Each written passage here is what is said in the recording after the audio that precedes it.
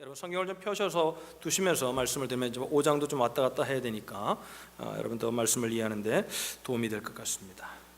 오늘 우리가 자녀 양육에 대해서 우리가 말씀을 좀 살피려고 합니다. 여러분 자녀 교육 누구나 관심, 부모라면 모든 사람들의 관심사이죠. 자녀 양육. 언제 누구를 만나도 자녀를 가지신 분들에게 자녀 얘기하면 다하게 관심을 가져야 하는 모습들을 보게 됩니다. 우리가 공통의 관심사인 것 같습니다.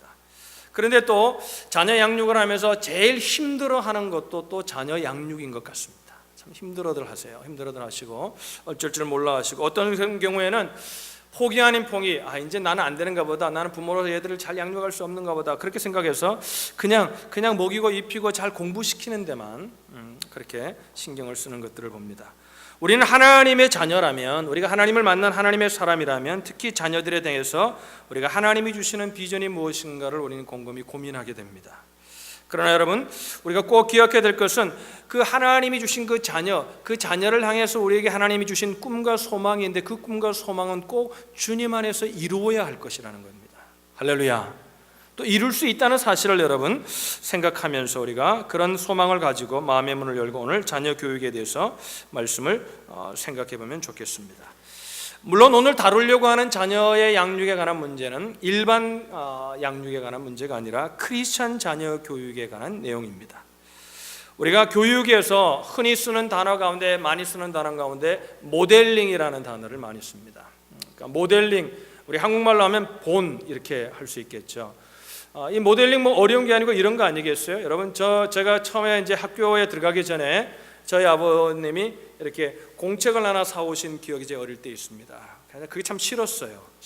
싫어서 제가 기억을 하는 것 같아요. 공책을 사왔는데 매일 뭐냐면 한 장씩 뭘 하라 그랬는데 거기 보면요 처음에 기억할 때 점점점 찍어 있으면 그거 이렇게 따라서 쓰는 거예요.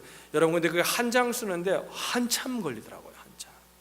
그래서 아버지가 그때 그렇게 미웠던 기억이 어릴 때 이렇게 남아 있습니다. 왜 사가지고 나를 이렇게 못 살게 구나.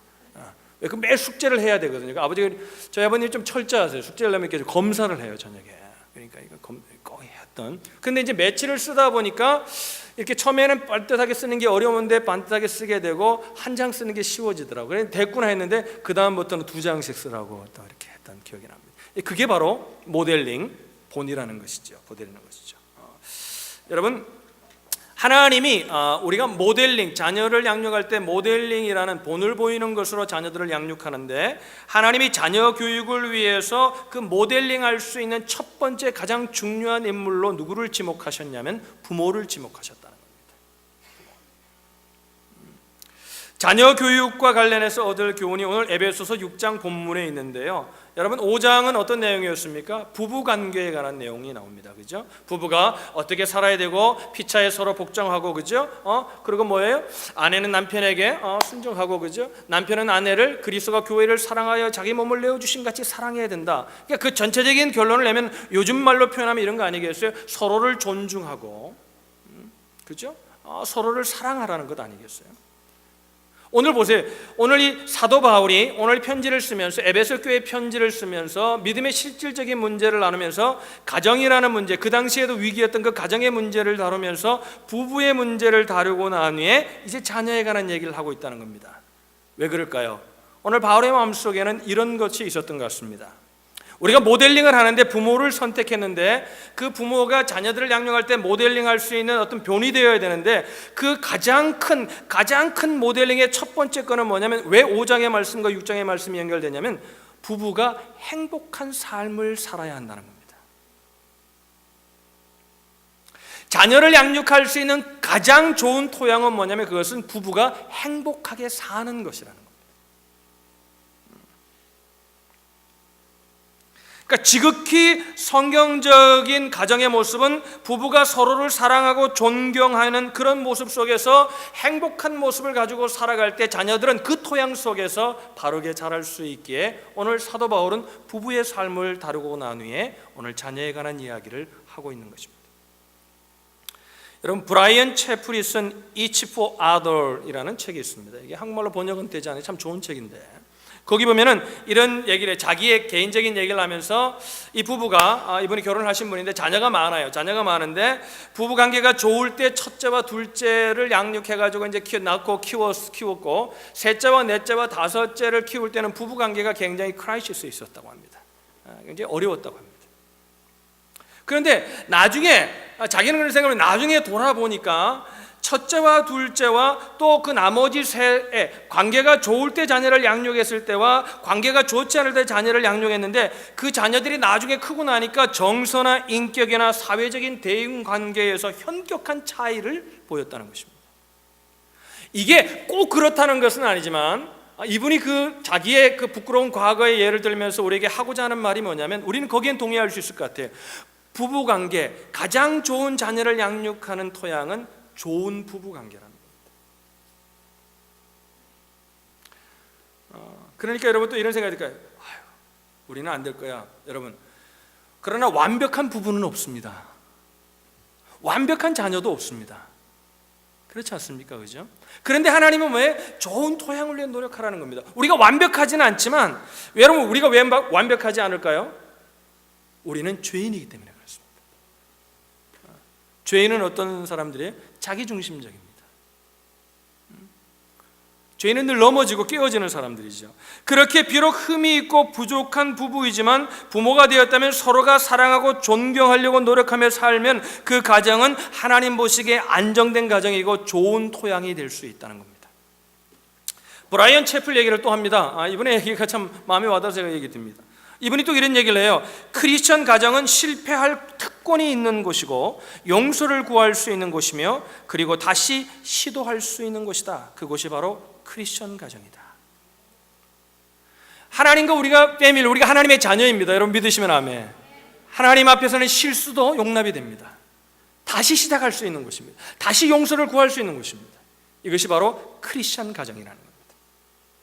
이런 가정의 토양, 부부의 행복한 모습, 이런 아끼고 사랑하고 존경하는 모습, 그런 모습이 자녀들을 잘 건강하게 자라게 한다는 겁니다.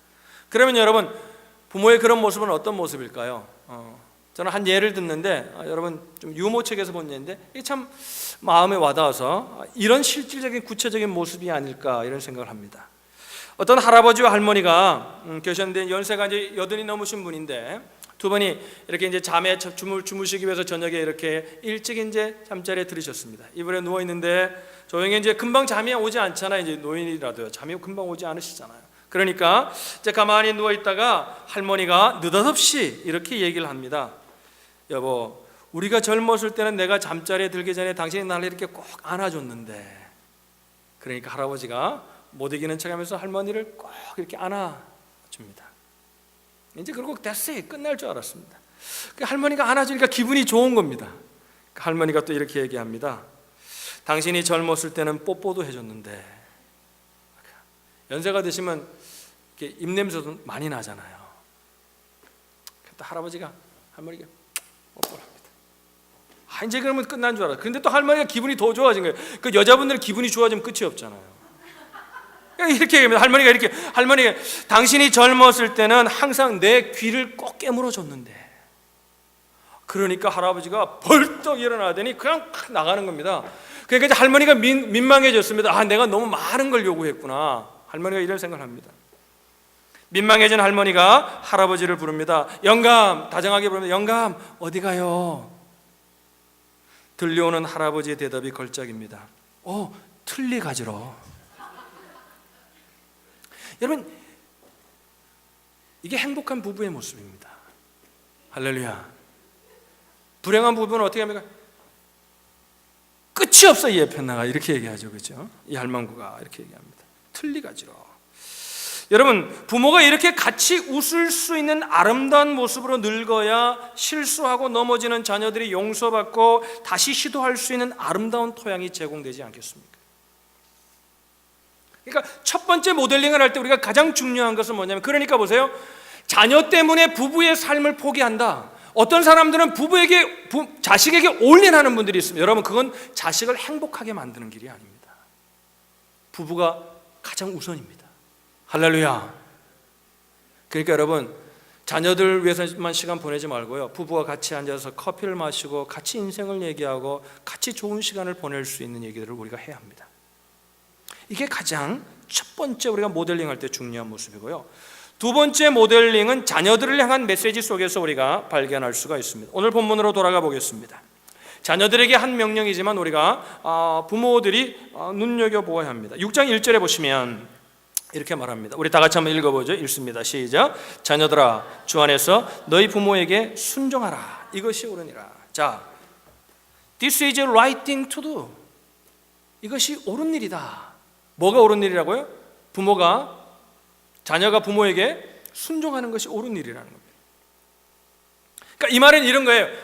자녀가 부모에게 순종하는 것이 더 나은 일이다, 이런 의미가 아니에요. 바울이 얘기하는 원어적인 의미는. 이거는 뭐예요? 옳은 것이라는 거예요. 거짓된 것이 아니고 옳은 것이라는 거예요. 그러니까 옳은 것을 위해서 목숨을 거는 차원의 옳은 것이에요. 그러니까 자녀가 부모에게 순종하는 것은 너무나 옳은 것이라는 거예요. This is the right thing to do. 이건 너무나 옳은 것이라는 거예요. 계속해서 3절에 또 다른 이유를 듭니다. 첫 번째 이유는 이게 옳은 일이니까 해야 되고, 두 번째 이유는 뭐냐면 내가 잘되고 땅에서 장수하리라. 그러니까 이렇게 하면은 누가 유익돼? 누가 베네핏을 누린다는 거예요? 자식이.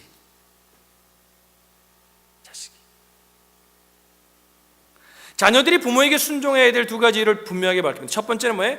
이것이 right thing to do. 옳은 일이니라. 두 번째는 뭐예요? 이것이 네가 땅에서 잘되고 장수하는 일이다. 자녀들을 위한 거라는 거죠. 그러니까 이게 옳은 일이니까 우리가 부모들이 두 번째 모델링할 때 자녀들을 가르칠 때 가장 중요한 가르침이 뭐냐면 순종입니다. 순종. 성경은 여러분 자녀들에 관한 책이요, 서점에 가보십시오. 밴슨 노블 어마어마하게 많습니다. 근데 성경은요 몇 마디 얘기하지 않습니다. 가장 중요한 얘기가 뭐냐면 자녀들아, 너희 부모에게 순종하라는 거예요. 왜 그럴까요? 사람이 태어나서 가장 먼저 만나서 관계를 맺는 게 부모의 관계입니다. 그 부모의 관계 속에서 그 관계가 올바로 맺어지지 않으면 이 땅의 삶 가운데 올바른 하나님의 뜻을 이룰 수 있는 그런 삶이 될 수가 없다는 거예요.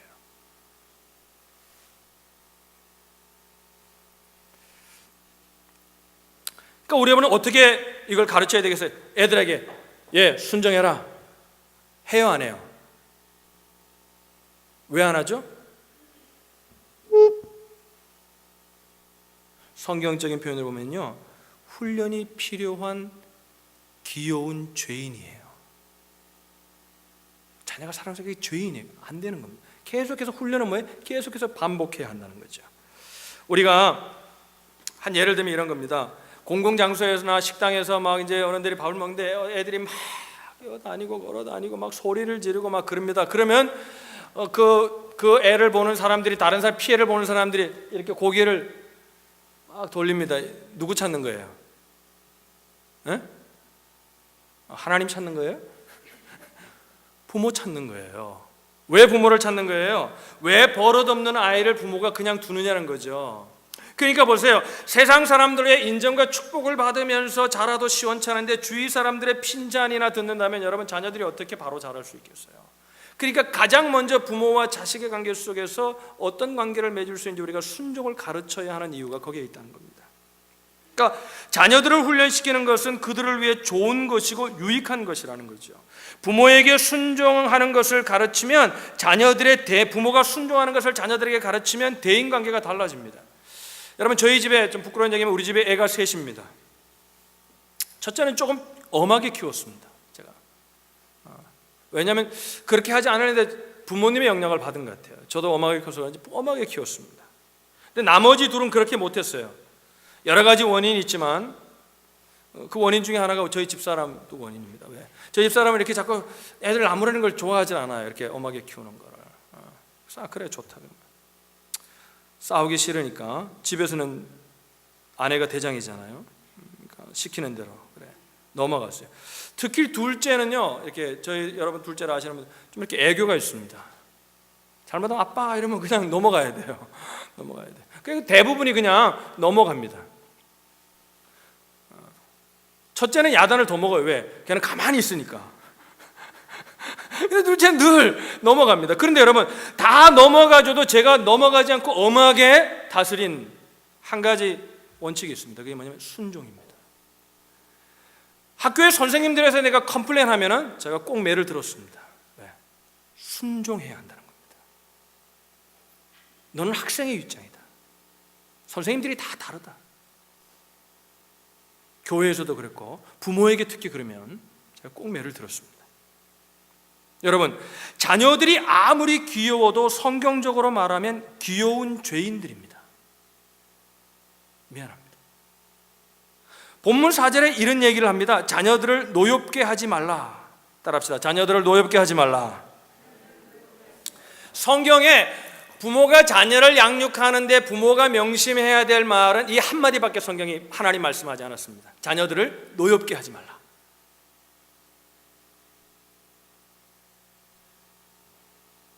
딱 한 줄입니다. 원론적인 자녀들을 노엽게 하지 말라.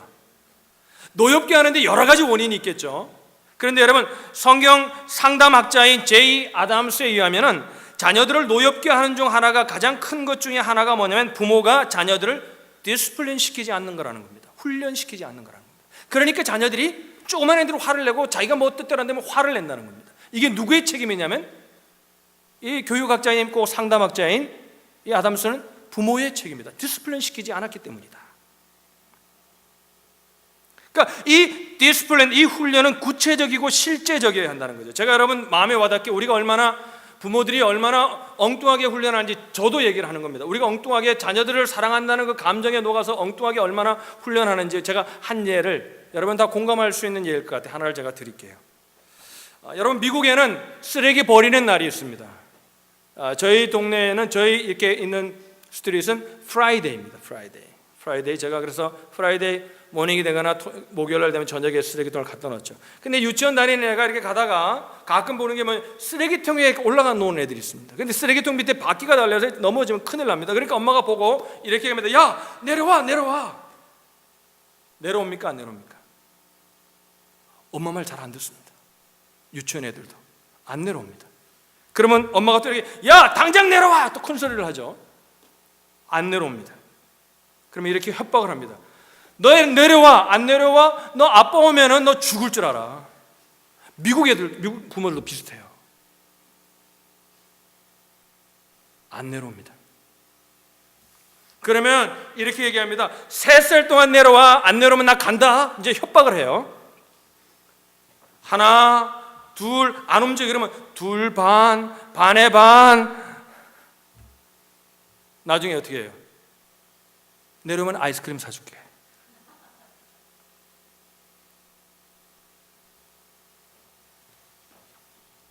훈련 없는 가정의 대표적인 샘플입니다. 내려오게 하면서 다치지 않는 것도 중요하지만 내려오라 할 때 내려올 수 있는 순종을 가르쳐야 합니다. 할렐루야. 할렐루야. 여러분, 우스갯소리를 하나 좀 할게요. 우리가 지나간 얘기니까, 지나간 얘기지만 여러분 마음 상하지 말고 퍼스널하게 받지 마세요. 제가 이제 그 애들 데리고 이제 갔잖아요. 이번 수련회 가느라고 운전하고. 여러분, 금요일 날, 토요일 날 제가 그 차에 배럴이 갔는데 배럴이 다 갈고요. 땀 뻘뻘이면서 사가지고 갈고 다 고치고 벨트 보고 고치고요. 그리고요, 차를 또 그래도 안심이 안 돼가지고 기름도 다 풀러놓고요. 30분을 또 하이웨이를 달렸습니다. 제가. 왜? 이거 애들 태우고 가야 되니까 이거 잘못되면 안 된다. 그 보니까 제가 미스한 게 바퀴가 뒤에 좀 바람이 빠진 거를 미스했어요. 바퀴를 봤어요. 봤는데 짐을 실으니까 애들, 그때는 짐을 안 실을 때는 바퀴가 온전해서 못 봤던 거예요. 빠진 거예요. 그러면 제가 플랫한 거하고 바람이 빠진 거는 알거든요. 그래서 제가 이렇게 부모님들이 염려하시는 거 충분히 이해해요. 자녀니까 염려하셔야 돼요. 내가 미스한 것이 있을 수 있으니까. 근데 제가 이렇게 얘기했거든요. 이거 플랫된 게 아니라 바람 빠지니까 내가 가다가 바람 넣습니다. 그래도 여러분 진정을 안 해요, 부모들이. 로스트 마인드 한 거 아니라 그러지만요, 자식을 위해서 객관적인 의식을 잃어버린 거예요. 그래서 제가 염려되는 게 뭐냐면요, 이제 우리가 EM 사역자하고 사역자들이 올 텐데 담임 목사에게 이렇게 할 때는 EM 사역자가 오면 어떻게 사역을 할 수 있을까? 순종을 가르쳐야 합니다. 할렐루야, 할렐루야. 여러분, 교회에서는요, 선생님들이나 목사들이나 자녀들이 옳은 것 가르칩니다. 여기는 왜 부모들 아멘을 안 하세요? 할렐루야. 그러니까 보세요, 우리가 자녀들에 대해서 그렇게 로스트 마인드하고 감정적으로 교육할 때가 많아요. 그러면 자식들이 그걸 보면서 뭘 배우겠어요?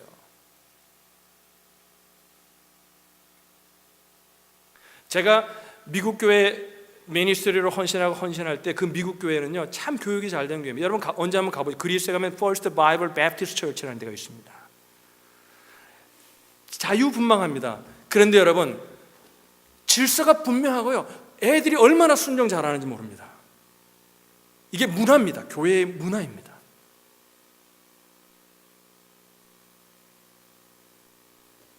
그러니까 훈련 없는 가정의 대표적인 뭘, 아이스크림 사줄게.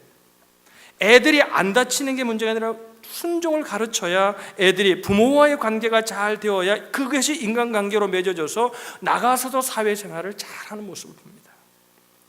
훈련은 누구에게 유익을 주는 겁니까? 자녀들에게 유익을 주는 겁니다. 잠언 13장 24절에 이렇게 말합니다. 매를 아끼는 자는 그의 자식을 미워함이라 자식을 사랑하는 자는 근실히 징계하느니라.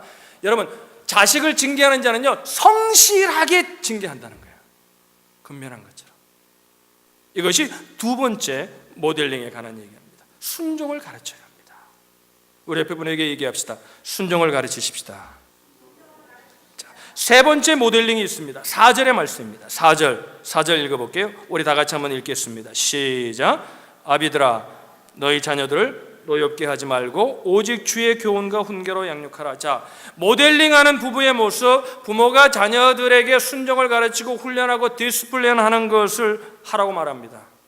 그런데 여러분, 그리고 난 후에 세 번째 마지막으로 궁극적인 자녀 양육의 모델링을 어떻게 누구를 내세우냐면 하나님을 등장시킵니다. 오직 주의 교훈과 훈계로 양육하라.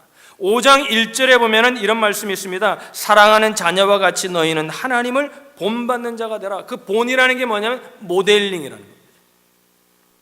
글자를 따라 쓰는 것처럼. 하나님이 자녀들의 궁극적인 본이고 모델이라는 거죠. 그러니까 우리가 반드시 기억해야 할 것이 뭐냐면 하나님 아버지가 자녀 교육의 궁극적인 모델이라는 것입니다. 자녀 교육에 관한 말씀을 하다 보면 자연스럽게 우리가 이런 생각을 가집니다. 어떤 분들은 이런 편모스라나 편부스라에서 자란 자녀들을 떠올리게 됩니다. 목회자의 마음속에 늘 그런 아픔이 있습니다. 여러분 보세요. 서로 사랑하는 부모의 행복한 모습을 보이는 것이 자녀들에게 좋은 선물이고 자녀 교육의 가장 중요한 모델이라고 했는데요, 아버지 없이 혹은 어머니 없이 자란 자녀들도 있다는 겁니다. 이런 자녀들은 자랄 때부터 우리가 그러면 다르게 생각하면 이렇게 생각해요. 불이익을 당하는 건가? 디스어드밴티지가 있지 않는가? 이렇게 생각할 수가 있습니다.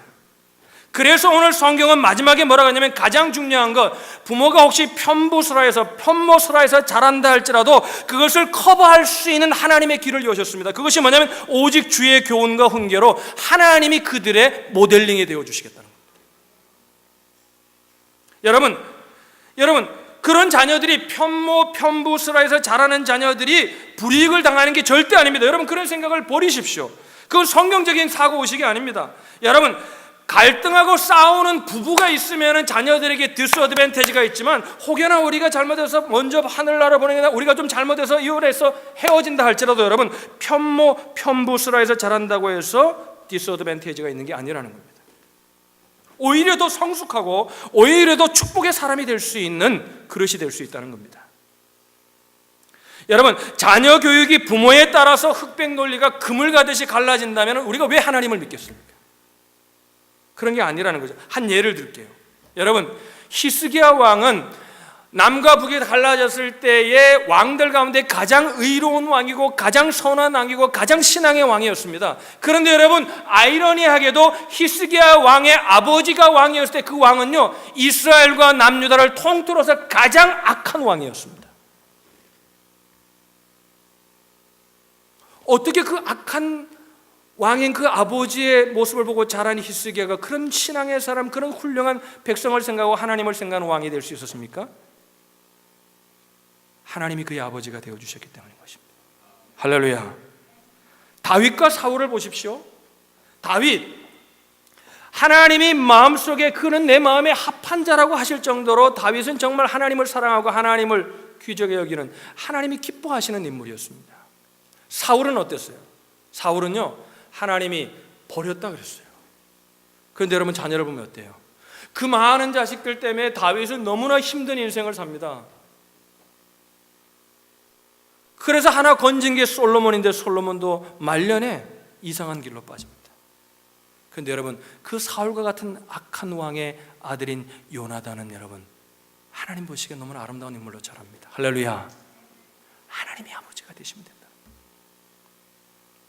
엘리 제사장도 여러분 자녀 교육에 실패했습니다. 그러나 그 엘리 제사장을 통해 기도받은 한나는 사무엘이라는 엄청난 인물을 낳았습니다. 그러나 여러분, 사무엘은 자녀 교육에 실패합니다. 부모가 샘플링 되는 게 조금은 좋은 영향을 끼치지만 그게 절대적이 아니라는 걸 성경은 우리에게 말하고 있는 겁니다.